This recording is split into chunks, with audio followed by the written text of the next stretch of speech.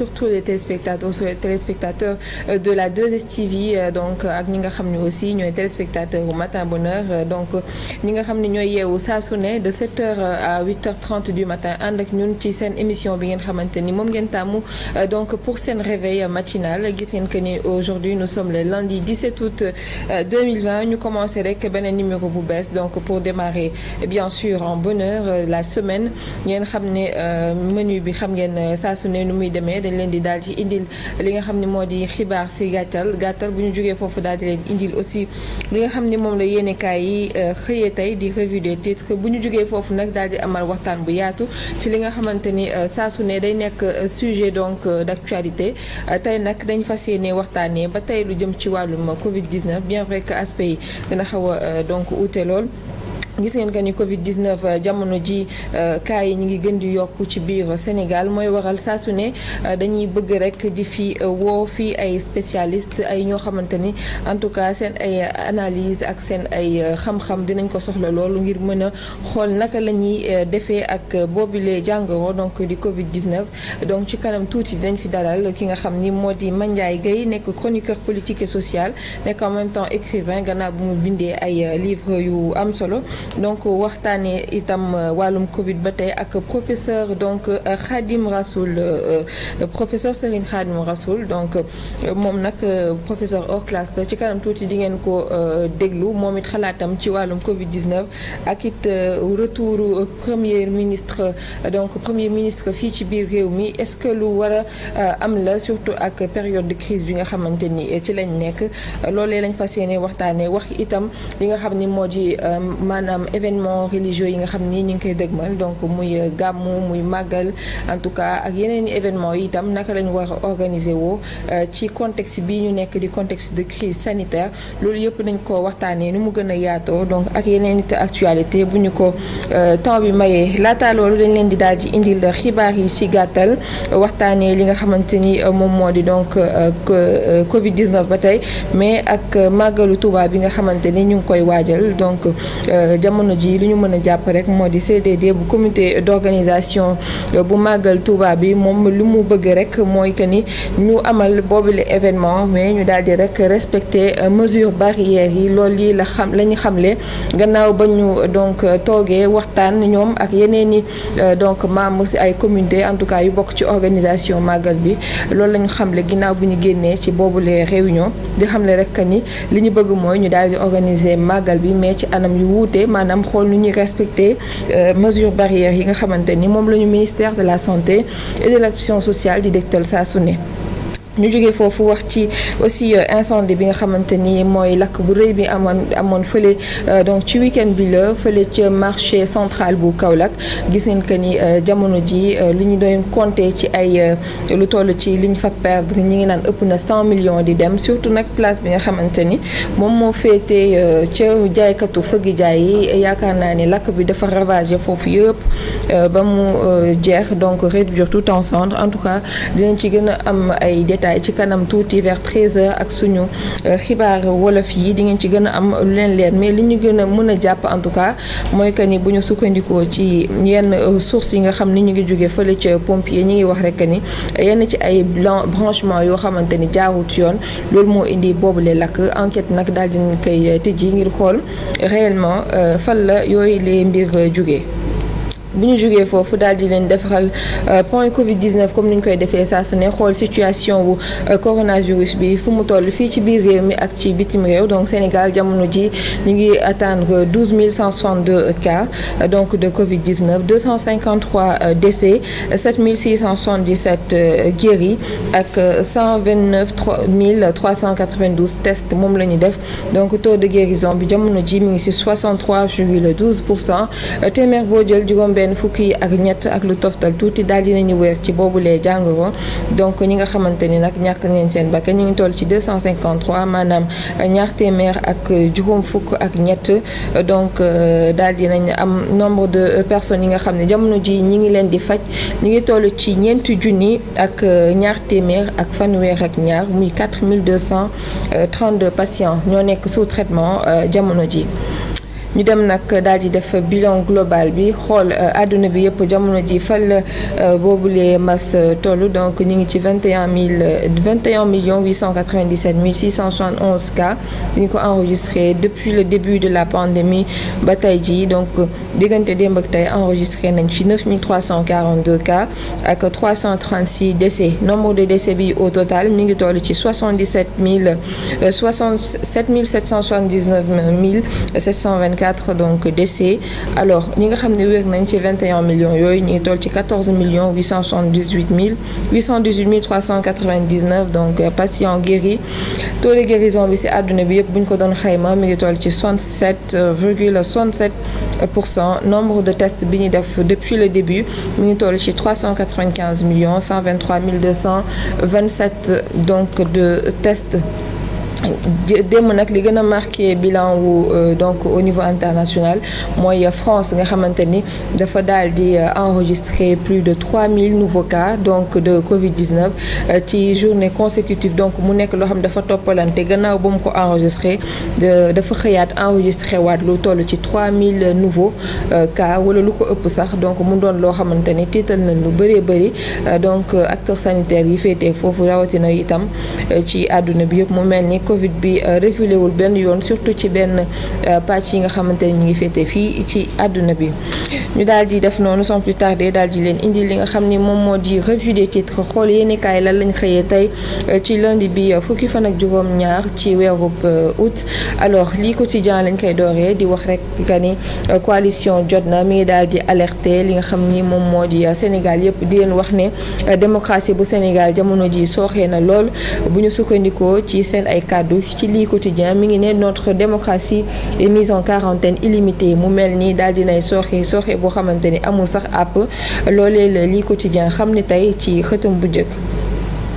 ñu jógee foofu wax ci beneen yéenekaay donc bu ñuy àndal itam ñu daal di xool naka la xëyee ci altine ji le quotidien yéenekaay la donc conseil présidentiel bi ñu doon amal ci wàllum plan Sénégal émergent ñuy wax rek ni gannaaw ba nga xam ni Makhtar Cissé dafa raté réunion bi dafa ñëw ba ginnaaw ba président ñëwee moom dafa uute réunion bi donc ñuy wax le pape sans énergie maanaam li nga xamante ni rek moom moo di plan Sénégal émergent ak réunion yu ñu doon ci def wàllum énergie kenn waxtaanee ko fa ndax ki ko jiite moom dafa daal di tardé.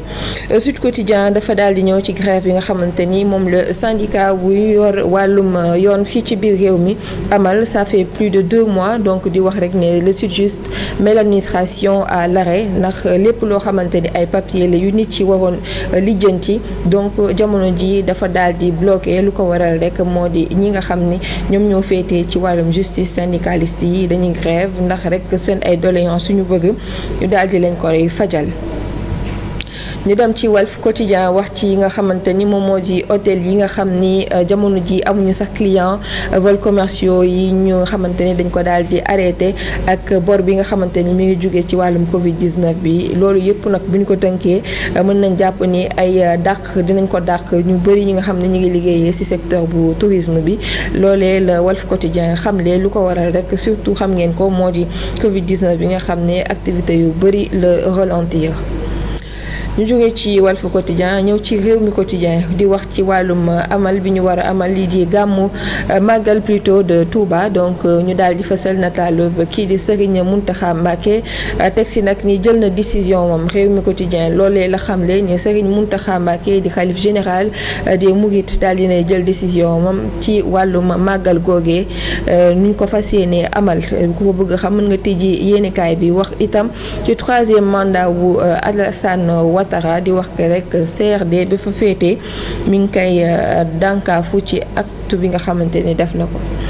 Tribune Quotidien di wax rek ni bi mooy ultime décision boo xamante ni maanaam décision bu mujj bi ñu ngi koy bàyyi ci loxo kii di Serigne Mountakha Mbacké ngir xool façon bi ñu xamante ni moom la ñu fas yéenee donc amal li nga xam ni moom moo di màggal bu ren bi loolee la Tribune yéenekaay xamle. ñu jógee ci tribune yéenekaay daal di xool l'observateur moom daal di ñëw ci wàllum autoroute à péage donc mu mel ni renégociation contrat yi donc ci loolee lañ fas yéene jëm donc ñu waral mu ne l'État fonce sur le péage lu jëm ci wàllum plan de bataille bu comité d'experts donc daal di nañ koy valider ki ko valider rek di njiitum réew mi ak it fukki milliards yi nga xamante ni ci suñu koppar donc daal di nañ koy rek donc yokk loolee ak yeneen ponk yoo xamante ni fas yéene nañ ko waxtaanee ngir xool naka la ñuy xoolaatee contrat yi nga xam ni moo jëm ci autoroute boobule. Critique quotidien daal di wax ne wàllum troisième mandat wala mandat de trop donc est-ce que njiitum réew mi di président Macky Sall loolee mi ngi ci boppam xool nu muy briguer troisième mandat loolu la Critique quotidien xëyee tey comme laaj daal di wax itam ci verdict bi nga xamante ni tey jii suba plutôt lañ ko fas yéenee donc joxe ci ki nga xam ne dañ ko humilier woon muy xale bu jigéen boobu ñu daal di filmer woon humilier ko. alors ñu ñëw ci direct quotidien moom dafa daal di ñëw ci benn scandale boo xamante ni mi ngi tukkee ci wàllum financement des masques alors ñuy wax rek ni le pape de la DER multiplie les dégâts donc ki nga xam ni moom la ñu dénk délégation bi nga xam ni mooy wàllum entrepreneuriat rapide mu mel ni dañ ko daal di tudd ci yooyu le mbir ku ci bëgg a am lu la leer mën nga tijji yéenekaay bi di direct news. ñu jeexalee ko ak suñu lamb donc di wax ni bi nga xamante ne boobu la Jules Baldé Junior gaañoo ba tey kii di Ama Baldé fu ne dañ koy daal di rek ŋàññeel di ko wax lu ne mu mel ni waa Pikine dañ ko daal di suur loolee la suñu lamb laaj donc samp comme laaj yaakaar naa boo leen tijjee yéenekaay bi di ngeen ci gën a am ay détails yu gën a leer ci boobu la mbir. alors loolu moo nekkoon li gënoon fës ci xibaar ak ci wàllum yéenekaay yi ñi donc journaux yi indil tey ji 17 août 2020 dañuy daal di xool li nga xam ni moom lañ leen di dégtal mu di rétro du jour lan lay doon ñu bàyyi leen ak waa régie puis on revient juste après ngir dalal suñu ay invités.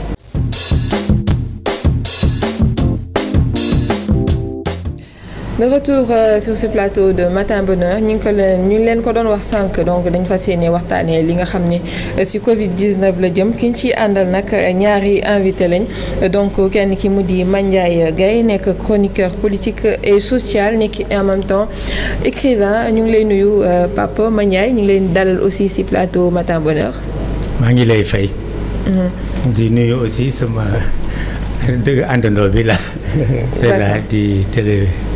merci ki nga xam ne aussi moom moo di professeur Serigne Khadimou Rassoul Thiam mi ngi fii ñu ngi lay nuyu. professeur oui Astou maa ngi lay nuyu di la sant parce que bi ma egsee Sénégal ça fait juste une semaine et tu as eu la gentillesse de m'inviter et ça je vous en reste très reconnaissant. di remercier aussi ki nga xamante ni c'est le patron de votre chaîne qui vous permet ngeen di def liggéey bi avec toute cette qualité. di nuyu téléspectateurs yi di xam ne tey li ma fi indi mooy comme ni nga ko waxee rek. wax ci ñaari pàcc yooyu muy Covid bi ak quelle économie pour le post-Covid. d'accord alors tey dinañ waxtaanee lu jëm ci wàllum Covid 19 mais surtout li nga xam ni moom moo di façon bi ñu koy gérer ak aussi on fera bien sûr évaluation laata sax ñu ñëw ci loolu xool naka lañ gisee li nga xam ni moom moo di gestion Covid bi depuis le début c'est-à-dire bu ñuy déclarer que ni le 2 mars Sénégal am na cas ba jamono ji ñi ngi ci ay 12 000 et quelques cas donc monsieur Guèye lan nga gisee Covid 19 bi évaluation boo ko doon def ñu tënk ko pour mën a passer à l'autre étape. waaw man ci sama gis-gis gestion bi xaw na demee boobu parce que mbir soo koy traité dafa war buy dem buy wàññeeku di wàccee or fi li ma gis dafa mel ne mbir yi dafa gën a yokku boobu ba léegi bon kii bi nag c'est que ñaari nit ñoo ko seq dafa am état ak population bi. am na des mesures yoo xam ne dañu ko digle ñëpp a ko war respecter.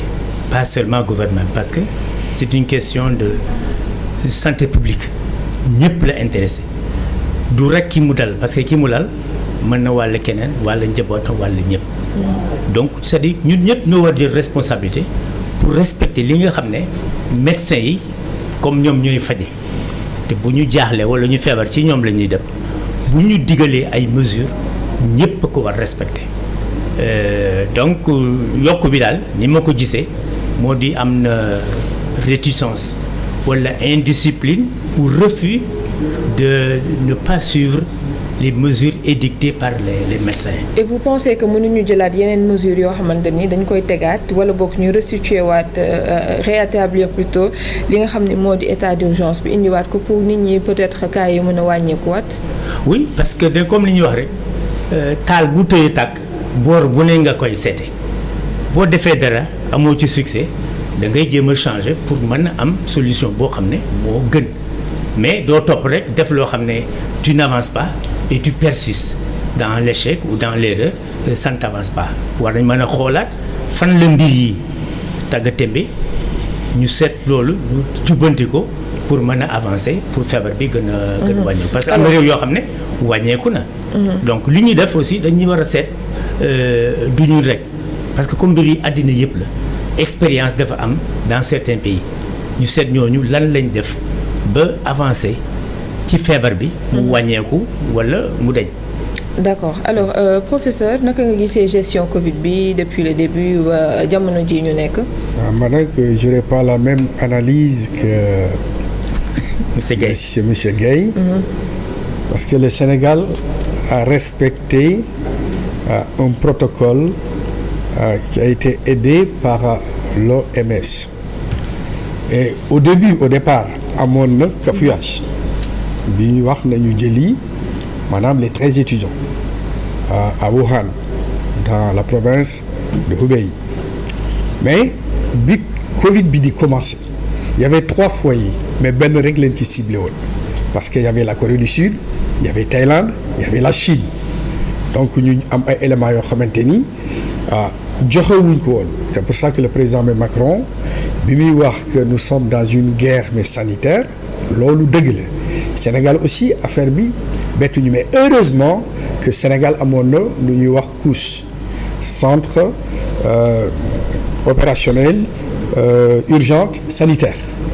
Sénégal démarré ci loolu avec des conseils donc état bi jël ay dispositions mais dispositions yi mu jël effectivement amoon na juste une petite insuffisance parce que commission sanitaire rek moo amuloon commission scientifique mais tey boo xoolee li xew ci adduna bi je pense que Sénégal ñu ngi ciy génn de manière vraiment extraordinaire parce que malgré li cas yi di yokk malgré li cas yi di yokk et puis en plus dafa am loo xamante ni il faut ñu xam ko virus la te virus bi il faut ñu am une immunité collective pour mën ci génn te je ne connais aucun pays en Afrique boo xamante ni mun nga ko gérer comme niñ ko bëggee parce que bu fekkee ni dañu dem ci cas yi nga xamante ni sont les cas les plus difficiles foofu danañu soxla des respirateurs xam nga benn respirateur ñaata lay jar 100 000 euros ça fait 65 millions est-ce que le Sénégal est capable de faire ça la réponse est non tey fi mu nekk nii li nga xamante ni moom la ñu mën a def ce sont les mesures barrières ñu respecté ko man bi ma ñëwee maa ngi gis ni Sénégalais yi ñoo ngi def ay efforts te bu fekkee ni nit ñi ñoo ngi def ay efforts ba pare ñun ñu commencé bëgg a dal seen kaw sans continuer la pédagogie sans continuer pour xool li nga xamante ni état bi mi ngi koy def parce que nous sommes dans une pandémie exceptionnelle situation exceptionnelle il faut ñu dugal ci générosité il faut ñu dugal ci discipline il faut ñu dugal ci ay borom xam-xam def beneen commission boo xamante ni day nekk une commission scientifique qui n'a absolument rien à voir avec la commission sanitaire loolu manqué na et puis en plus mu am nag yeneen réalité de terrain yoo xamante ni dafa am Sénégal la réalité politico-religieuse et la réalité religio-politique mu am ay contraintes yoo xamante ni état bi mi ngi koy subir parfois est-ce que l'état doit être frileux pour moi la réponse est non nous devons prendre des décisions parce que l'état gère 16 millions de personnes am na ay accointances yoo xamante ni waruñu ci dox dañu war a dox ci li nga xamante ni buñ ko defee mën nañu calmer maanaam pandémie bi parce que ñun amuñu xaalis heure bu pandémie bi demee de manière exponentielle le nombre de décès dana bëri mais tey fi mu nekk nii mënuma de manière statistique di comparer mais ay décès di wax ne ñun génn nañ ci boo xoolee li xew Espagne Italie France partout mais dans le monde même en Afrique du Sud le Sénégal s'en sort bien. Je regrette maanaam di wax ni le Sénégal s'en sort bien avec 200 et quelques morts mais tey fi mu nekk nii ñun. Oui, population bi comme ni nga ko waxee. c'est que je dis que c'est quand même paradoxal ñu ne le Sénégal s'en sort en ayant enregistré. 200 voilà et quelques morts. loolu day mel ni damay xaw a rejoindre quand même foofu. monsieur Guèye parce que quand même bu nekkee dañ ciy génn et que ñu ngi enregistré tous les jours ay morts est-ce que loolu aussi pour toog ñu ne ñu ngi ciy génn est-ce que mieux vaut ne pas chercher yenn stratégie peut-être de lutte plutôt que di xaw a rassurer. Je suis d'accord qu'il faut trouver ay stratégies yoo xamante ni dañuy accompagner l'évolution loolu maanaam. comme yan stratégie par exemple parce que jamono ji soxla nañ trop ay solutions yu ñu war a proposer. par exemple tey fi mu nekk nii solution yi nga xamante ne maanaam gis naa ko il faut ñu xool maanaam test yi nan lañ koy defee par région xool fii ci Sénégal. foyer maanaam Covid bi ci yan secteur la nekk ci yan ville la nekk ville yooyu ñu encadré ko def ay tests yoo xamante ne Sénégal amagul moyen pour mën a def des tests cliniques mais quand même mun nañu utiliser des moyens de vérification mais des températures les cas les plus suspects ñu orienté leen ci fi nga xamante ni mooy Institut Pasteur ou ailleurs. D'accord alors monsieur Guèye da nga bind livre boo xam ne da nga ko jagleel wàllum citoyenneté jamono ji bëgg nañ xam sa vision par rapport ak doxalinu citoyen c'est-à-dire devoir bi nga xam ne war na ko am envers crise bi war na ko jëfee yow boo ko doon tënk lan nga ci wax. c'est-à-dire d'abord comme ni mu wax situation exceptionnelle c'est mesure exceptionnelle. ñëpp la dal. Donc Sénégal c'est pas question de moyens c'est des priorités pandémie bi musul am fenn ñëpp ils ont pris des mesures exceptionnelles quand l'État a pris de l'argent pour investir pour combattre disons cette pandémie ça veut dire que ailleurs il faut faire la même chose je le disais tout à l'heure pour la discipline c'est-à-dire que il faut une discipline collective contrairement à ce que monsieur Thiam dit dafay doog a ñëw mais quand tu vas dans la population tu regardes les gens ne portent pas de masque généralement ils ne portent pas de masque tu les rencontres ils ne portent pas de masque et on a fait des reportages partout sauf quand ils ont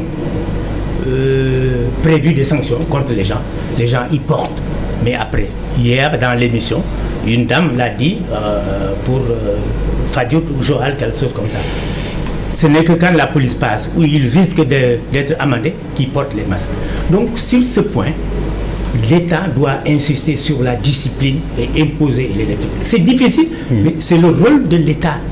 Donc on ne peut pas, parce qu'on n'a pas de moyens, on n'a pas de ceci et de cela. Mais si on prend la priorité, que ça c'est une pandémie, il y a des domaines qu'il faut mettre de côté pour combattre la pandémie et faire des trucs. Les masques c'est nécessaire, les tests ça ne se fait pas correctement, ça ne peut pas se faire, on ne sait pas combien.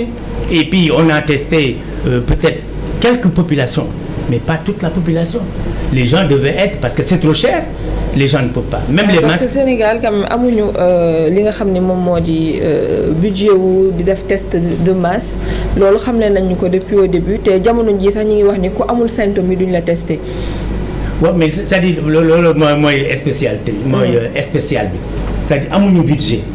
c'est-à-dire li ñu prévoiroon par exemple pour certains domaines yoo xam ne c'est pas grave parce que ça c'est une question de santé publique sur le plan national qui relève du président de la République pour protéger toutes les populations. Donc c'est-à-dire dafa war a am ay domaines yoo xam ne li ñu prévoiroon foofu dañ koy bàyyi. Il l'a fait parce que on a évalué je ne sais pas combien de milliards pour combattre par exemple les trucs mais dañ ko def dans l'alimentation et autres. Il fallait le faire aussi dans le domaine de la santé pour l'équipement. D'accord. Les respirateurs, c'est cher. Bon, mais si c'est nécessaire, il faut le faire, il faut les acheter. Non, et pour ñëw ci wàllum priorité bu mu tudd sànq gis ngeen que ni jamono ji ñu génn rek ci ay fan dafa am benn PCA boo xamante ni dafa démissionné mu di PCA bu l'hôpital Dalal Jàmm pour des questions de priorité parce que jàpp nañ que ni hiérarchisation bi war a am ci priorité bi topp ñu ko ba tax ñuy bëgg a taxawal benn centre boo xamante ni ci wàllu greffe la il était pas d'accord mu daal di démissionné sa gis-gis ci démission am boobu. Oui, c'est-à-dire avant de réagir sur la démission de ce PCA. tey fi mu nekk nii il faut nit ñi xam ni ni ñu dugalee thème bi c'est une gestion catastrophique du Covid. Or tey le protocole teg nañ ko de manière scientifique ñan ñooy poser problème c'est la population sénégalaise donc tey mënuñu wax ni ñi nga xamante ne installé nañu maanaam protocole. C'est eux qui font n'importe quoi. Ça, il fallait rectifier et le dire mais clairement. Donc, c'est que nos comportements malsains, nos comportements malsains, buñ ko amélioré woon dana baax. Quant à l'hôpital. ci plateau médical bi donc pour vous amul benn problème boo xam ne. Non, ça veut dire que tey boo xoolee au démarrage j'avais le professeur Seydi. Après il y a eu docteur Abdoulaye Boussou. Il y a des choses qui sont mises de manière scientifique et léegi nag population bi bu fekkee ni maanaam communication bi ñuy def duñ ko respecter koo mun a teg ak borom xam-xam boo mun a teg du jàll. donc tey damay bañ ñi nga xamante ni ñoo ngi def ay effort muy soignants yi muy ñi nga xamante ni ñoom la ñu dénk affaire bi. ñuy def ay critiques maanaam négatives. On peut apporter un plus pour affaire bi jëm ci kanam mais taxaw ni baaxul par rapport au nombre de cas parce que moi je suis un statisticien quand je regarde c'est un epsilon par rapport ak li am ci adduna bi par rapport ak li am ci yeneen dëkk yi donc tey fi mu nekk nii affaire bi baax na à 100% la réponse est non il faut ñu def ay rectificatifs yoo xamante ni maanaam ay scientifiques beneen commission boo xamante ni il y aura des écrivains il y aura des chefs religieux nga xam ni toutes les questions mais attenantes autour du Covid ñoom danañ ci mën a joxe seen i xalaat mu nekk loo xamante ni du ñu cibler le président c'est un problème sénégalo mais sénégalais te ñun ñoo ko mën a régler suñu bopp ci kaw ñu nammat suñuy jikko parce que li ngay dégg nii yëpp oui li ngay dégg nii amul prévision bu ñu ci mën a def c'est-à-dire en tant que statisticien nga ni bu si affaire bi mi ngi continuer il faut l'humilité à quelque temps à quoi peut-on s'attendre l'humilité mais collective moom la scientifique yi bu wax donc tey fi mu nekk nii c'est pour ça que buñ ci ñëwee sur le magal Mamadou Touba ak gàmmu yi loolu c'est des tests mais grandeur mais nature yoo xamante ni état bi mën na ko utiliser. waaw loolu dinañ si ñëw si kanam tuuti. mais bu ñu ñëwee si démission bi pour pouvoir ci démission bi j'espère que c'est pas pour un buzz parce que un programme gouvernemental. Un programme de santé publique ça ne se décrète pas comme ça. Est-ce que man li nga xamante ni bi mu ñëwee moom laa dégg dañuy yokk bâtiment yi te plateau bi nga xamante ni moom la ñu soxla defaguñ ko mais boo leen xoolee aussi hôpital bi mi ngi fonctionner bien avant. Donc bu fekkee ne état bi ñoom seen i calcul avec leurs experts gis nañ ni avec la démographie bi sénégalaise parce que on passe de 260 000 naissances par an à 300 000. Est-ce que léegi fi mu nekk nii amuñu problème boo xamante ni bu ñu amul ay infrastructure dans quelque temps du ñu am problème man ce dossier là xaw ma ko donc du ma ci wax loo xamante ni damay nekk en contradiction avec la réalité scientifique parce que tey bu ñuy investir di yokk maanaam locaux yi quelque part am na ay experts yu ñu waxal bu ñu waxul ay experts c'est du n'importe quoi. D'accord. Alors, je vous laisse un point. C'est-à-dire que si on va très bien, les infrastructures, c'est en adéquation avec l'augmentation de la population. Sur le plan sanitaire, je trouve que c'est depuis 1960 jusqu'à nos jours qu'on n'a pas donné la priorité à la santé publique. On a construit plus d'hôtels que d'hôpitaux. À Dakar, il y a plus d'hôtels que d'hôpitaux. Ce n'est pas normal. Et pourtant, il y a une solution. Voilà, Il y a une solution. Il y a une solution. La mutualisation des efforts, moi, là, nous sommes 16 millions de Sénégalais. Oui. À raison de 1000 francs par Sénégalais par an, ça fait 100 francs par Sénégalais sur 10 mois, ça fait 16 milliards. Avec 16 milliards, peut-on acheter des plateaux? La réponse est oui. Il faut nous ramener le développement du Sénégal est une dynamique de masse. Il faut des investissements d'État, il faut la solidarité nationale pour nous donner. Loolu un projet pour sensibiliser la population sénégalaise dem naa ba gis ay modèles yoo xamante ni bu ñu ko defee des proximités mais des villages mais de 20 000 personnes ku ci nekk joxe 5 kilos de dugub ça fait 100 000 kilos à raison de 550 ça fait 55 millions am nañu ay possibilités yoo xamante ni buñ ko defee ci réew mi danañ dem. Le danger mooy lépp loo xamante ne war na dugg Sénégal war na am Sénégal dañuy xaar sur les recettes fiscales et que l'État le fasse. Nous aussi nous devons calquer xool li am à l'étranger en France, aux États-Unis, partout dans le monde, il y a une sécurité sociale nationale où tout le monde cotise. Tout le monde cotise et on peut calculer au prorata de telle ou telle personne, de telle ou telle famille.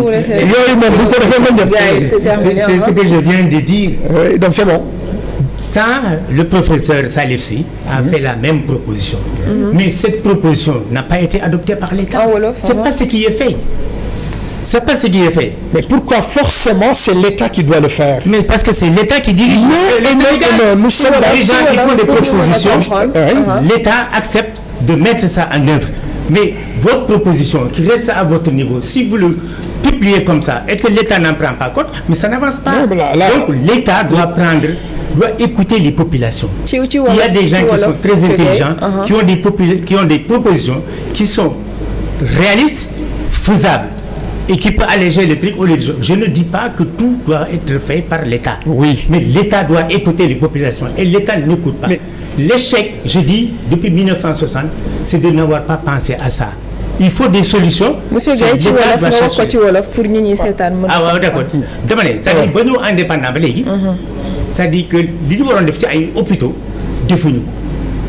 Suñ ko defoon am na yoo xam ne dina wàññeeku parce que mbooloo mi maanaam dafay yokku ni muy yokkoo loolu moo tax bu dee hôpital war na yokku bu dee éducation école war na yokku bu dee liggéey war na yokku parce que li amoon démb mënul nekk ay abadan. D'accord. Attends dafa nag bu fekkente ne état amul boobu doole ce qu'on fait c'est-à-dire c'est la sécurité sociale faire cotiser les gens parce que on cotise ailleurs mais ça c'est l'État qui dirige la politique de la nation qui doit inciter ça ou écouter certaines propositions de la population. Donc, pour les mettre en œuvre. Monsieur Gaye, certes il y a des propositions, oui. Mais propositions là yo xamanteni jëfé wuñ ko. Buma déggé lu mu wax yow est-ce que da ngay confirmer wala dañ koy man commencé na avec des journalistes conséquents fi ci dëkk bi. Légui li ma bëgg wax effectivement il faut une volonté mais politique. Il y a des propositions vous l'avez dit. Oui, il faut une volonté mais politique. Le budget du Sénégal en monde constant projeté est de 4 000 milliards. Ouais. Si politiquement, ceux qui dirigent ce pays décident, dans la démocratie mais sanitaire, du double 1% par an, ça fait 40 milliards. 40 milliards, nous pouvons en faire 5 hôpitaux de type 3 par an. Donc, effectivement, cette volonté mais politique organisée par des intellectuels, par des Sénégalais. Man bi ma toogee di lancer le centre hospitalier pour tous ci laa nekk nii avec ay Sénégalais yu bëri Touba TV. wane nañu maquette bi mais et tout. Mais loolu man du ma xaar le président Macky Sall damay jéem a sensibiliser les 16 millions de Sénégalais sensibiliser ñi nga xamante ni c'est le secteur privé médical pour ñu defal ko suñu bopp parce que tey fi nekk nii 1% de 4 000 milliards ça fait 40 milliards 14 régions la ñu am 5 hôpitaux par an kon en moins de 10 ans dinañu am des hôpitaux de type 3 tey d'accord na dañu war a déglu intellectuels yi déglu askan wi déglu ñëpp képp koo xamante ni am nga idée moom laa tuddee du tous ensemble le Sénégal en mouvement ñëpp la ñu war a déglu parce que tey fi mu nekk nii le développement nekkul pilule bi Macky Sall di jëndi fenn le développement ci ñun lay jógee ñun Sénégalais ñu xam lu ñu bëgg xam yan objectif moo prioritaire effectivement la santé publique moom tey fi mu nekk nii ñun ñëpp dañu war a faju boo xoolee tey am na yeneen secteurs yoo xamante ni y a beaucoup plus de morts te defuñu ci dara il y a 450 accidents mortels par an dans ce pays il y a plus de 1300 personnes qui meurent avec leur dialyse les hypertendus on est à plus de 3000 par an ça veut dire que li ngay wax dëgg la il faut que tey ñu génn dans la politique politicienne xool li nga xamante ni mooy les vraies priorités ñu taxaw ci lépp ñu defandoo ko yàlla mi ñu sàkk sax deful loolu mais li ngay wax que tey fi mu nekk nii boo xoolee le Covid te probablement mun na durer 3-5 ans et puis yeneen mën na ñëw parce que le virus nee nañu dafa muter et cetera am na yeneen forme yu jël kon tey la priorité du toog di lekk ceebu jën kese la priorité du tabax ay bâtiment la priorité mooy santé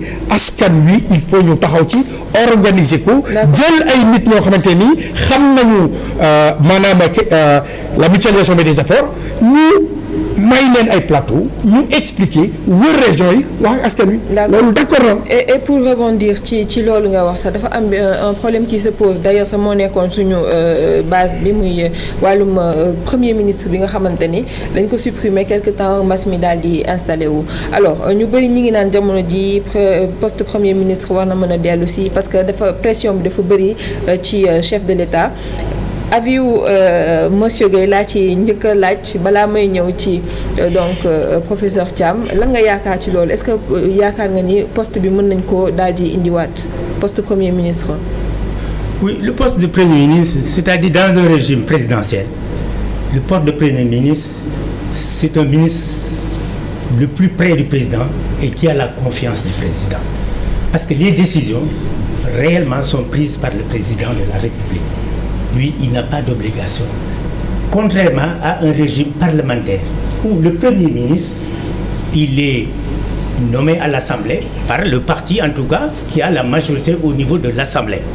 Celui-là, il dirige la politique de l'État, responsable devant l'Assemblée nationale.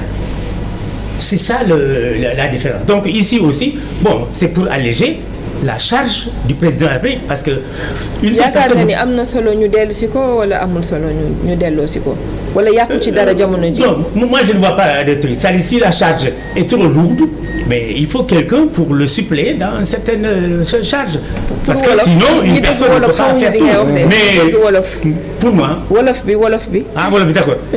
C'est-à-dire mu dellu si. ak mu bañ dellu si moo ci yemale. Parce que régime bi ñu nekk.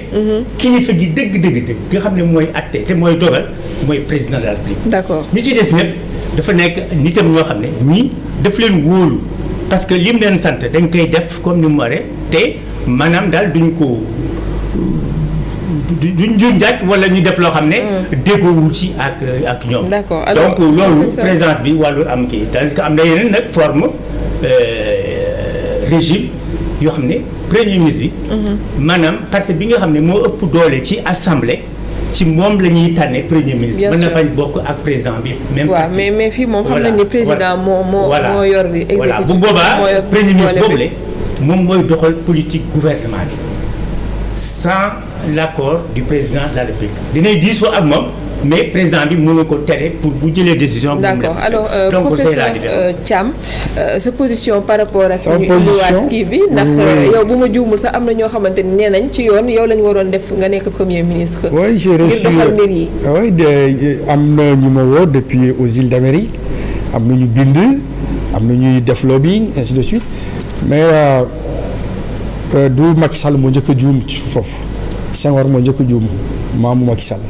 après bàyyam juum président Abdou Diouf. kon yaakaar nga ni lii juumte la le fait que ñu supprimer. pour man juumte la parce que dafa am loo xamante ni c'est dangereux man mii di wax ak yow en tant que professeur hors classe bu na ma dal c'est ce qu'on appelle le burn-out mooy da ngay nekk ci dépression boo xamante ni les dossiers sont là dootoo ko mën a laal dégg nga parce que boo xoolee tey fi mu nekk nii li planète bi traversé ñi nga xamante ni ñoo ëpp ay conseillers Macky Sall sax on a senti un flottement mais terrible te dans un pays bu président bi amee ku mu wóolu am na programme am c'était yoonu yokkute qui est devenu le plan Sénégal émergent et maintenant am na sax ñuy wax ni léegi plan bi mi ngi tudd plan personnel émergent mu nekk yoo xamante ni tey fi nekk nii day yàqal le président Macky Sall il faut mu xool ci dëkk bi mën na bañ a nekk un élément de la paix mën na nekk keneen koo xamante ni il a une feuille de route kuy dana difficile ma wax ci sam bopp tey fi mu nekk nii bind naa ay livres j'ai fait des rapports yoo xamante ni le président Macky Sall jot na ko sur les hydrocarbures du Sénégal sur l'éco bind naa ci sur plein de choses.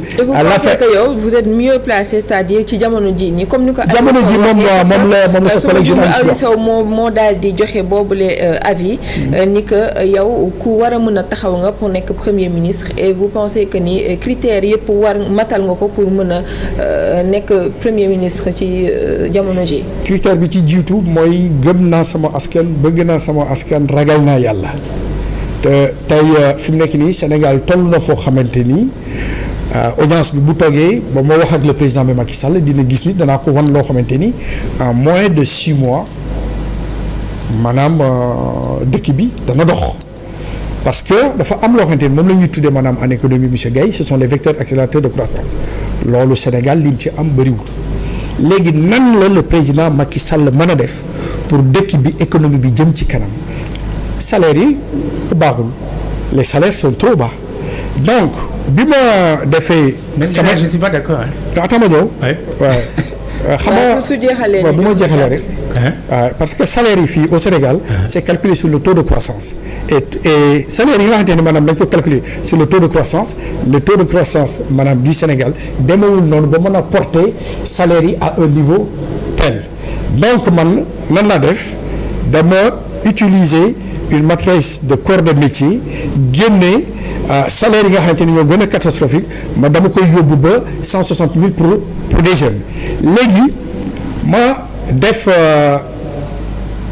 maanaam liggéey bi sur 50 000 jeunes xam nga 50 000 jeunes yi cadre de travail la xam nga tey nit ki bu salaire am baaxee dana mën a am projet pour ni day jënd kër sur 35 ans ou sur 40 ans parce que ay jeunes lañu xam nga ni tey pour tabax kër y a au moins 7 corps de métier yoo xamante ni du ma jël temps wax ko corps de métier bu nekk 4 personnes dana ci liggéey 4 fois 7 28 nga multiplier ko par 50 000 ça fait potentiellement 1 million d'emplois yoo xamante ni mën na am dans le BTP tey Sénégal boo gisee maanaam nit ñi di wax ne maanaam croissance bi kenn xamul nan la croissance kenn du ko lekk et cetera looloo tax ma ni dañuy génn ci modèle bi nga xamante ni c'est le modèle mais européen adapter un modèle de salaire médian. Tout est technique mais xam naa ni buñ ko defee Sénégal dina jëm ci kanam parce que vaut mieux man ma àndatewu en tant que état dimbali sama jeunesse pour ñu mën a am un projet créer wala une dynamique qui va générer des emplois man loolu la gëm xool aussi ay projets yoo xamante ni. et vous pensez que plan de résilience bi ñuy yëkkati nii mënul saafara li nga xamante ni ci lañ nekk. wala pour yow doyul. parce que bu fekkee ni maanaam dañuy leb rek maanaam di tabax c'est pas la peine il faut que Sénégalais yi di bokk ci li nga xamante ni mooy production maanaam dëkk bi. d'accord il faut ñu jox leen xaalis ñu mën a consommer ñu mën a am espérance maanaam jënd kër et cetera pour liggéey maanaam Sénégal je donne un exemple et je termine. rapidement. le tronçon Mbour Kaolack 107 virgule ça fait 108 kilomètres bu ñu décidé woon ñun Sénégalais yi ñu ne dañuy def maanaam tronçon boobu j'ai fait les calculs ça fait 140 milliards avec les avenants moo yokk ci 20 milliards ça fait 160 milliards répartis encore sur les 16 millions de Sénégalais ça fait 2000 francs par an par Sénégalais sur 5 ans. donc am nañu ay modèles yoo xamante ni buñ ko defee résultat yi dañ ko gis. te mënoo tabax Sénégal mënoo tabax Sénégal te boole woo ci Sénégal justement. c'est en wolof nag. en wolof xam nga li nga wax nii yoon la mais dañ ko deful parce que idée yooyu la c'est dans les Sénégalais on leur demande pas salaire yi nga wax ne baaxul dafa disproportionné. dafa am une minorité yoo xam ne dañ leen fay loo xam ne dafa ëpp ak ñoo xam ne fay ñu leen. comme ñan par exemple les députés wala les ministres. Gaye xam nga la moo maanaam importance c'est le Sénégal d'en bas. nan ngay def ba le Sénégal d'en bas. nga yéegal leen mais bu ñu nee focaliser wu ci maanaam ci yële. bu ñu si nga Sénégal d'en bas du yëkkati boppam xam nga bu ñuy wut gouvernement wala ñuy jiite réew li nga waxee ni bu fekkee noonu lañ doon examiner les problèmes fondamentalement c'est-à-dire trouver solution dina gaaw dina yomb mais loolu lañ dul def c'est-à-dire que da ngay nekk perché très haut nga am quelques conseils tu fais toujours parce que cette jeunesse qui ne travaille pas wax naa ko fii c'est-à-dire que c'est la santé c'est l'éducation et l'emploi ñett yooyu buñ ci góorgóorluwul te depuis bi ñu nekkee indépendance dafa mel ne dañu sooxantal yooyu place or c'est et la culture bombe. Aussi c'est une bombe c'est une priorité de trucs et la culture c'est important la culture c'est dans l'emploi la culture pour que projet yi ñuy def mu nekk des projets spécifiquement sénégalais ces trois là donc li nga wax ni salaire yi nga xam ne ñoo gën a kawe dañ leen war a wàññi parce que kooku je le dis encore à haute et intelligible voix c'est-à-dire Abdoulaye Wade bi mu ñëwee moo jaxase yëpp salaire yi ku ko neex lay jox salaire bu ko neex ñu teg fële fonction publique defatuñ ci dara président Macky Sall rupture Wade bi mu ñëwee dafa deful loolu mais loolu tant que defuñu ko xale yu ndaw yi di juddu dans le marché on jette presque chaque année je ne sais pas combien de diplômés qui cherchent le travail et ils ne trouvent pas ça c'est pas bien l'éducation c'est la même chose la santé c'est la même chose or la population peut bien participer li ma wax noonu proposition boobu le shérif le professeur Chérif a dit la même chose cette cotisation là avec des personnes et les gens ne refusent pas parce que xam nañ ne seen njëriñ moo ci nekk le Sénégal mais aussi Sénégal toll nañ foo xamante ni opposer les deux Sénégal man loolu tax ma jóg man li ma tax a jóg nga xam ni mën naa koo régler daar tout de suite mooy le Sénégal d'en bas le Sénégal d'en bas lay porter ba ñu mën a am li nga xamante ni c'est cette souveraineté de vouloir li ñu bëgg a def defal ko seen bopp. mais mënuñu ko def sans le gouvernement. parce que oui sans une politique qui intègre maanaam ñoom li ñu bëgg. mooy d'où le choix d'un premier ministre avec une feuille de route lisible qu'il va présenter au Sénégal ni lii lay def. mu nekk loo xamante ne dañ koy yokk dans les perspectives de fortification du plan Sénégal émergent génne leneen parce que nous sommes dans une situation post-Covid-19 qu'est-ce qu'il faudrait faire pour accompagner li nga xamante ne maanaam danoon nekkoon na fi mu génne beneen sursaut boo xamante ni Sénégalais yi nañ ci gis seen bopp ñu xam nga sànq yaa ngi wax des investissements prioritaires mais pour les Sénégalais. Oui, mais spécifiquement pour les Sénégalais. C'est pour les Sénégalais. Xam nga premier ministre nekk nañ fi je ne sais pas combien de fois et ils n'ont pas fait ça c'est-à-dire que leçon bi Covid-19 di joxe moo di que ni ñu daan doxale il faut que ñu soppali ko au plan du gouvernement associer les Sénégalais au développement du Sénégal intéresser les Sénégalais dans ce qui se fait ñu gis ci maanaam seen bopp que buñ ci liggéeyee wala ñu joxe li ñuy joxe bu ñu cotiser du dugg feneen du def leneen parce que le Sénégal finalement amatul confiance ci de nouvelles compétences de nouvelles têtes de nouveaux Sénégalais. mais loolu nag c'est tout mais est-ce que loolu ça suppose une rupture doxalin bi ni ñuy doxale noonu fa laa doon jëm parce que xam nga bu nekkee lu ñu jël dara ci politique wala lalee ko politique xam nga loolu day xaw a métti ñu daal di ci xool ki nga xamante ni moom moo di jeune bi wala donc jeune bi nga xamante ni moom la ñu war a jox emploi wala yeneen ñu demee noonu donc foofu bu nekkee politique mooy soubassement bi est-ce que vous pensez réellement que affaire yi dina mën a dem. waaye justement loolu la ñu war a jëlee politique politicienne dama yaakaar ne sama classe gi nga xam ne dem na retraite bu yàgg. boo leen di jël ñuy nekk conseil wala yow war leen jox un poste plein à la place d'un jeune qui vient de sortir de l'école wala quelqu'un il est en pleine activité or il y a des personnes qui sont parties à la retraite depuis am nañ peut-être expérience mais leen de fenn ministre wala autre chose mais les emplois c'est pour les jeunes c'est pour ceux qui sortent ñooñu ñooy amee l'avenir du Sénégal boo leen joxul liggéey defaloo leen lu comme ni nga wax nii la pour nga am kër tey mais sama doom mu ñëw mais papa ñun fan la ñu amee kër xoolal la façon dont le foncier a été distribué à des gens yoo xam ne dañu am pas de décès or Sénégalais bu ne am na droit ci am kër. oui bu ñu doon joxee ku ne 150 mètres carrés wala 200 mètres carrés ñu yemale ko foofu le du ñu jox kenn 2000 mètres carrés. du ñu jox kenn programme bi wala wax nii rek. voilà bu ñu ko doon def. ñëpp daañu am ba doyal. mais boo xoolee da nga topp boor nga jël ay nit nga jox leen des terrains yoo xam ne am nañ benn am ñaar am fukki kër ak juróom-ñaar. c'est que ça veut dire que loolu lu mat sàmm la bu ñu koy wax fii kenn du leen déglu mais bu ñu demee ba mu sori daañu xam ne loolu lu am solo la suñ ko deful ñu ngi sonal suñu bopp duñ dem fekk. professeur parce que man ni ma gisee li war a doxal Sénégal je suis professeur citoyen sénégalais jàngale naa maintenant personnel encadrant gis naa au niveau de la pédagogie au Sénégal war nañu génn dans le modèle de Jules Ferry am une spécificité sur les humanités sénégalaises loolu mooy lan tey fi mu nekk nii bu ma doon diriger réew mi incha allah ci barke nan laay def il y a la débrouillardise chinoise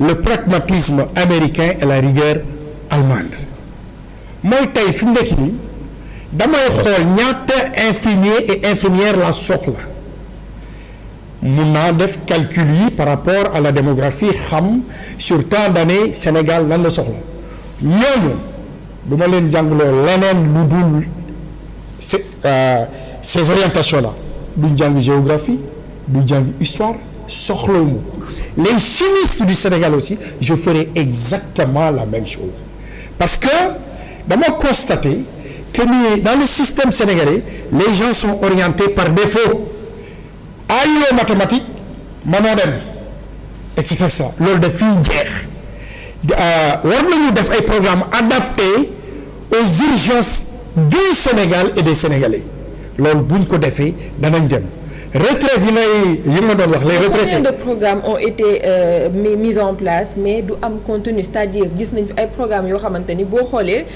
contenu bi rek c'est assez riche pour ñu mën a avancer mais finalement dañ naan programme la ñu teg sans contenu c'est-à-dire duñ ko doxal PSE comme mu nekk yeneen ak yeneen gis nañ fi programme ba tey on parle que de programme au Sénégal mais on a comme l'impression que ni c'est benn genre vide la bu nekk ci biir et puis on avance juste avec le nom.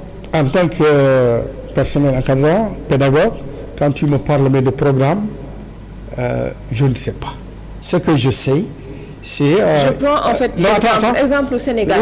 Oui, voilà. Oui, ça veut dire que non, je l'ai fait exprès maa ko tey dama soxla man école boo xamante ni damay raisonner par compétence et par objectif buñ ko defee suñu doom yi suñu rakk yi tey même bu ñu liggéeyul Sénégal mën nañu liggéey dans la sous-région parce qu'ils seront de bons chimistes ils seront de bons infirmiers ils seront de bons médecins et cetera tey fi mu nekk nii au lieu ma lay sonal di la jàngaloo maanaam l'histoire de France l'histoire du monde ainsi de suite pour un infirmier tu n'as pas besoin il faut tout nit ki xam le corps humain ci loolu laa lay concentré léegi nag ma revenir ci retraité yi wax je suis choqué.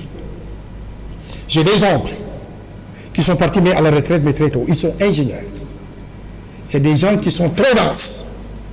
Et ils sont restés vers tey fi mu nekk nii monsieur Guèye mën na liggéeyaat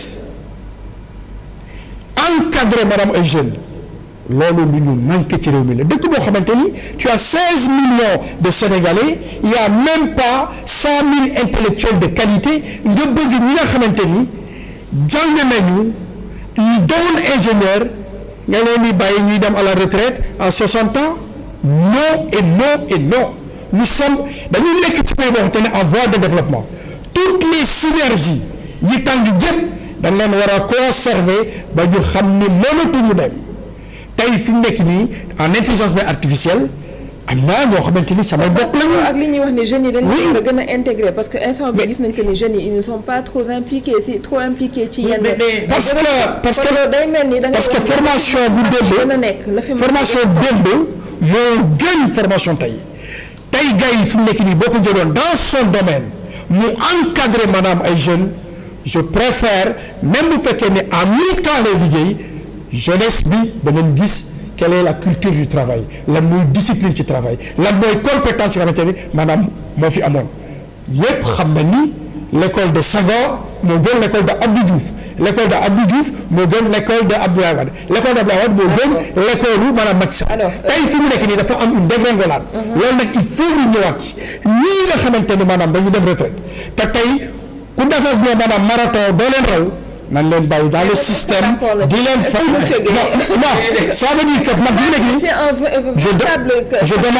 je demande la solidarité je demande la solidarité par rapport aux retraités même du Sénégal mais ceux qui sont fatigués ceux qui sont usés c'est au détriment des jeunes c'est-à-dire que la différence moo di waxuma ñu bàyyi leen on peut augmenter l'âge de la retraite mais ça dit que les fonctions pleines c'est-à-dire que suñu maas yi waruñu ko am dañu war nekk conseil comme ni nga wax ni pour conseiller pour yoo xamante ne foofu ñu jàng des conseils d'accord là au mais quand même c'est des postes et autres ñu jël ko jox ko mag yi nga xam ni alors que jeunes yi ñu ngi fi parce que loolu tamit du nekk l'occupation ça doit être les jeunes ñu formés li nga wax noonu je donne un cas le frère de Abdoul Mbaye l'ex-premier ministre Cheikh Tidiane quelqu'un de très dense pour quelle raison mu dem retraite te tey fi mu nekk nii maanaam Sonatel moo ko teg sur pied et moom am na ñeneen ñu mu àndaloon ay Dame Mbaye et cetera tey fi ne dañu toll foo xamante ni suñuy retraité yi am na ci ñoo xamante ni par solidarité par patriotisme dañu war a toog jàppale jeunesse bi parce que ñoom li ñu xam bu ñu ko joxee jeunesse bi dinañ liggéey c'est dans ce sens-là man demuma dans le sens que ni nos retraités dañuy toog pour téye poste yi nga xamante ni la jeunesse mën nañ ko jël mais daf ci am expérience boo xamante ni ñoom am nañ ko te jeunes yi amaguñ ko. mais mën nañ leen accompagner nekk ay conseillers. c'est ce que je dis ça veut dire que nañu trouver benn forme boo xamante ni les meilleurs retraités du Sénégal en chimie en informatique en médecine mais ainsi de suite dans un pays en voie de développement ñi nga xamante ni ils ont le génie humain nga bëgg leen à 60 ans mettre à la retraite ñuy wëndeelu di dem ci jàkka yi maanaam baax na et ainsi de suite waaw dem ci jàkka yi baax na mais tey fi mu nekk nii oui ça nourrit pas son nom tey fi mu nekk nii suñu retraité de qualité yi dañ leen a war a dugal dans l'organisation pour que ñoom ñu nekk ay tuteurs ñu nekk maanaam ñoo xamante ni danañ fi bàyyi expérience bi mu pérenniser wu ñu wan xale yi la culture du travail et cetera loolu manqué na ci loolu. waaw pour ñu tëj sujet boobu. li nga wax noonu pas ñu rejeter les retraités. Non, il faut. Ça, je ne l'ai pas dit. Non, je n'ai pas dit ça. Donc, c'est-à-dire que pour nous, on dit les retraités, les meilleurs. Dama ne fonction yi ñu leen di jox nañu pare ba ñu occuper par exemple 70% ou 50 même % par rapport aux jeunes qui viennent de. En fait, man j'aimerais savoir yan genre de poste parce que c'est important aussi ñu souligner ko yan genre de poste parce que dañuy gis ñoo xam par exemple si je parle de la politique ñi fi nekkoon depuis Abdou ces gens-là ils m'intéressent pas ces gens-là non ces gens-là ils ne font pas avancer le Sénégal ces gens-là ils le font ces dinosaures politiciens ne feront jamais avancer le Sénégal moi je parle de Cheikh Tidiane Mbaye qui maîtrise l'intelligence artificielle et que l'informatique mais le numérique a progressé. Nous sommes dans 6e génération et que les jeunes n'ont pas connu la première ni la 3e ni la 4e génération mais sur le numérique ñooñu bu ñu toogee dafay nekk loo xamante ni jeunesse bi dinañ ko am parce que tey fi mu ne nii da ngay gis ay jeunes yoo xamante ni ils ne connaissent même pas l'algèbre de Boole et ils sont capables de te faire un programme en 15 minutes 1 heure de temps ce qui avant prenait des mois.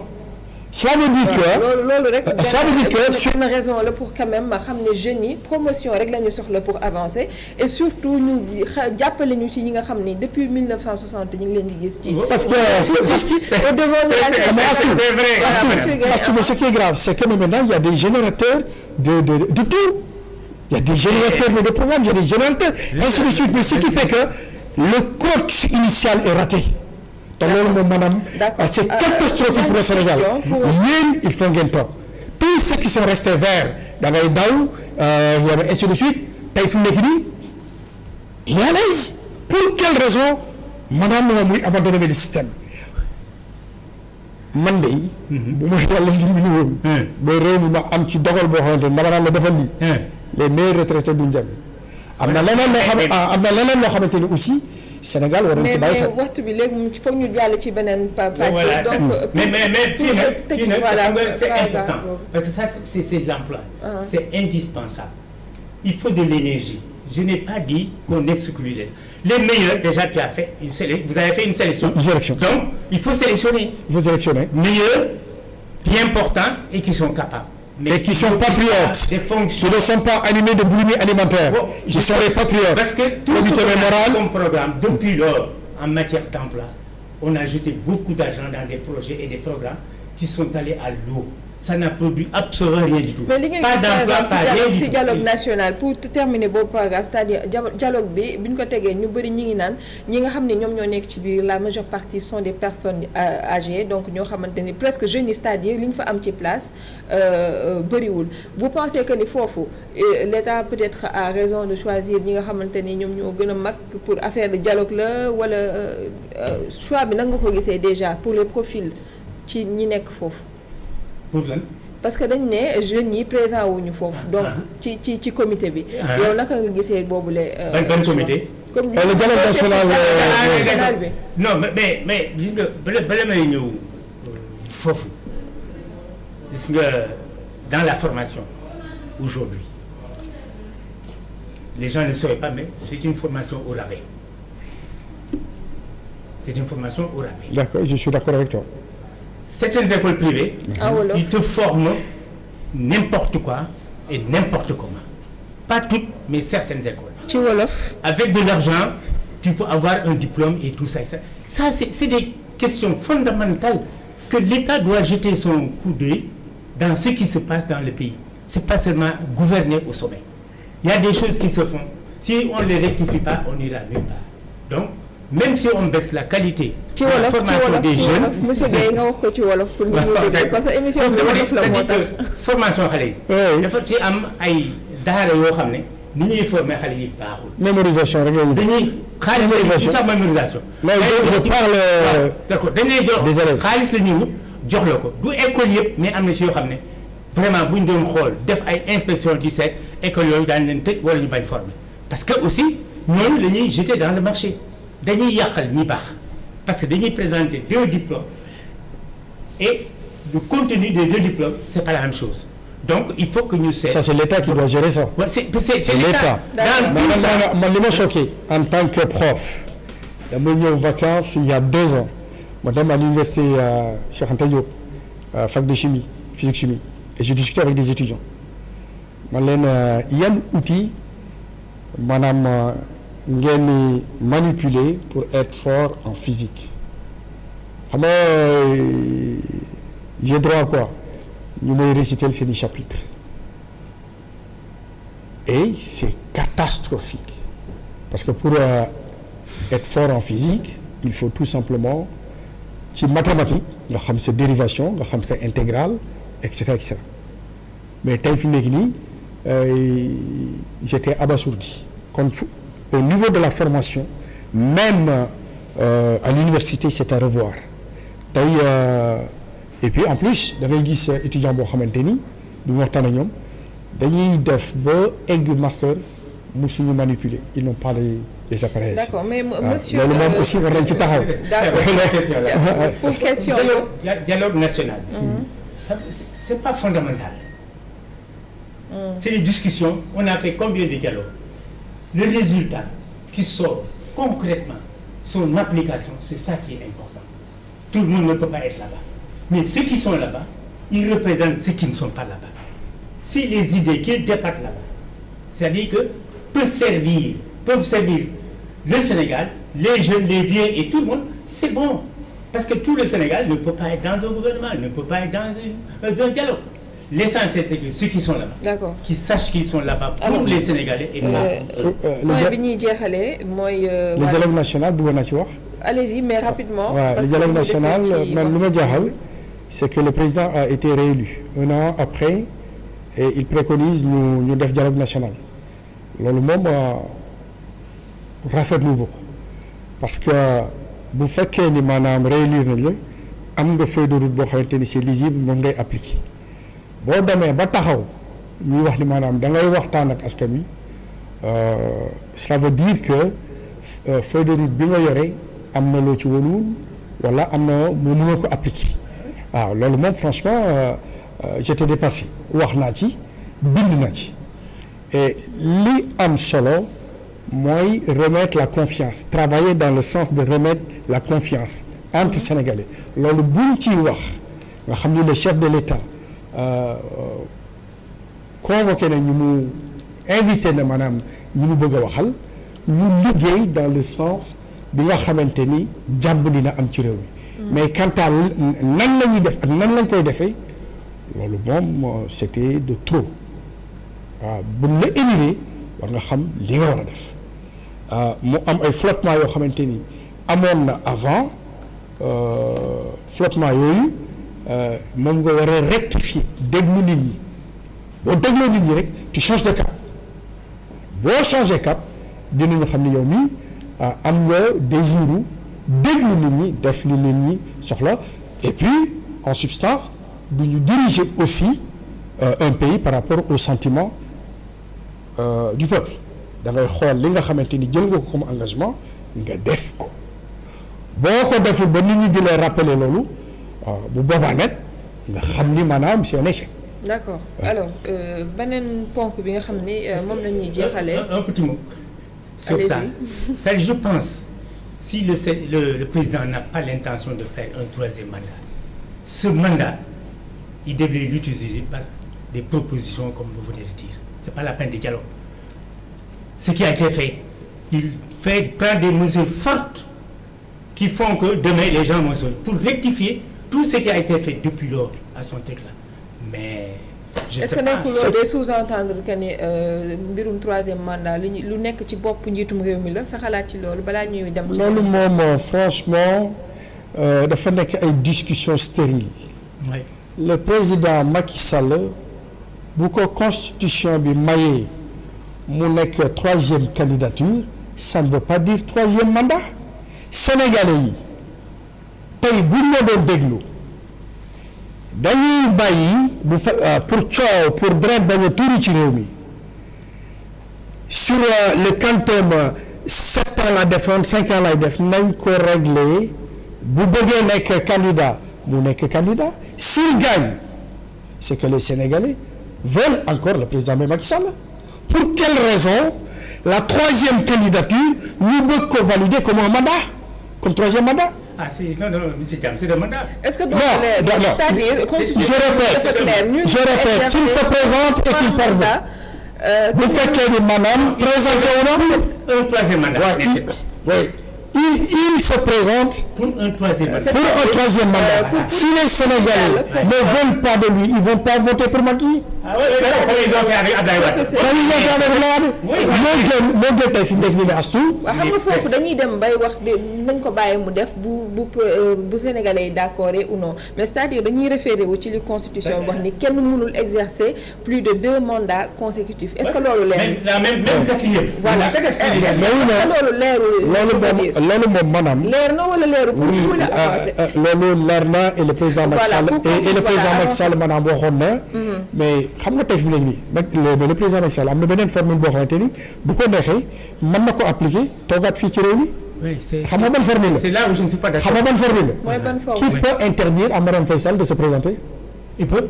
Qui peut interdire dans ce pays constitutionnellement à sa femme de se présenter. Personne. léegi pour moom mu. waaw donc c'est une autre personne. donc c'est une autre personne. Voilà. Donc tey fi mu nekk nii le problème que nous devons jauger mooy ñun ñi fi nekk di bëgg maanaam yóbbu réew mi feneen nañu journaliste yi passer au peigne fin xool kii mooy kan lan la mën a indi réew mi mais quant à le président Macky Sall au 3e mandat 4e mandat c'est pas important nañu jox la parole à des Sénégalais conséquents ñu wax Sénégalais yi mais Sénégalais yi décidé na Sénégalais yi décidé bu fekkee ni le président Macky Sall troisième candidature am bi jeex na sinon du ñu wax ci événement religieux te boobu nag xam naa ne seconde rek lañ ciy may. mu daal di wax ok loolu moom dafa ñor lool muy Touba. voilà donc Touba moom pour ñu terminer ak professeur Gaye donc sa xalaat ci événement yi ñu Touba moom Covid-19 bi.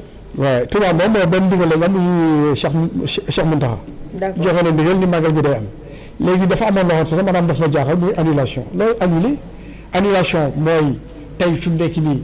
ñii wax annulation ñoom xamuñu maanaam màggal gi ñaata forme la ma sam forme bi ko Serigne Touba yore ba sëñ Modou Moustapha ku nekk sa kër ngay màggale bi sëñ Fallou ñëwee en 45 ci la ñu indi màggal gi Touba donc Covid bi ñëw na am nañu kilifa boo xamante ni nee na ku dem ma dem ku demul ma dem ñëw leen ñu dem muy sëñ Mountakha. d'accord jàng am xam-xam yaru xam Sénégal fi mu war a dem du dugal askan wi.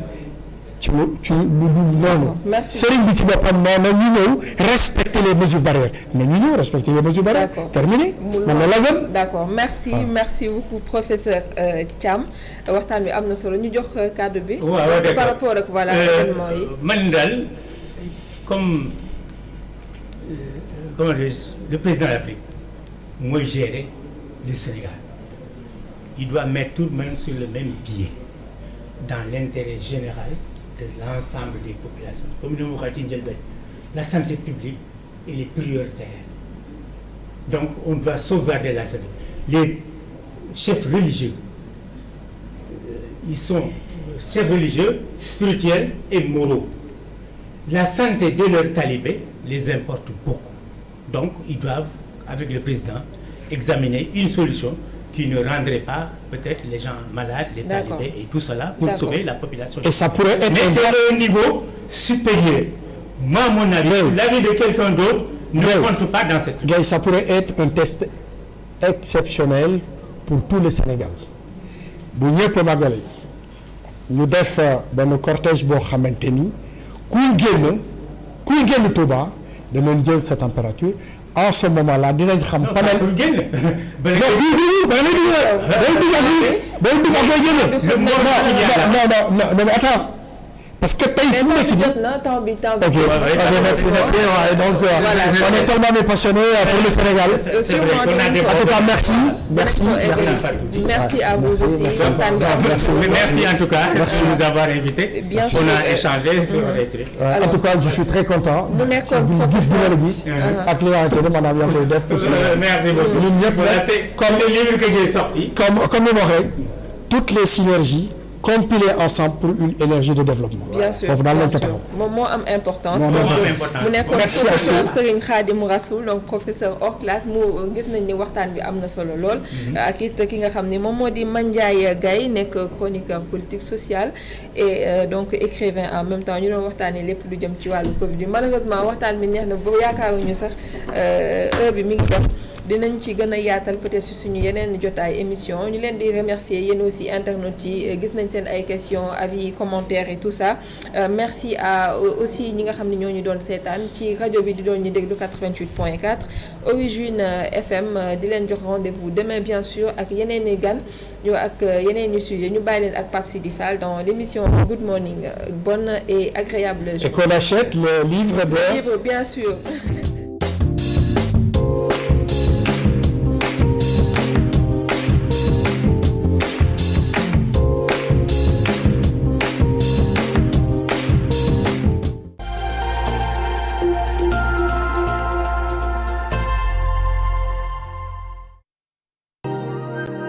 Dans la première partie, notre œuvre de fiction, le roman qui a pour titre Kalidou, les tribulations d'un jeune Foutanké, écrit par Atoumane Ndiaye. Vous remarquerez tout au long du parcours, lui, dans sa tête, il était déjà à Dakar. Oui. Donc le mauvais état de la chaussée, il n'en était pas affectueux du tout. Donc quand il débarque à Dakar,